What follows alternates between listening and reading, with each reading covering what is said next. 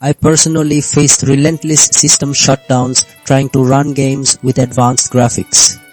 After many hours of intense troubleshooting, I finally found reliable ways to bring stability back to my computer. This video will show you how to fix ray tracing instant hard reboot and crash without Bsod. First, we tackle graphics drivers.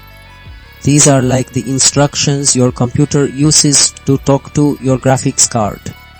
If these instructions are old or broken, your ray tracing games will crash. Keeping them fresh, or sometimes going back to an older, more stable version, solves many problems by ensuring clear communication. Next, we look at game and system files. Think of these as all the parts of a machine. If any part is missing or damaged, the whole machine stops working. Making sure all game and Windows files are complete and healthy prevents sudden halts. Then, we consider power and how fast things are running. Ray tracing demands a lot of energy. If your computer isn't getting enough power, or if components are pushed too hard and get too hot, it will instantly shut down to prevent damage. Balancing power and speed keeps your system safe.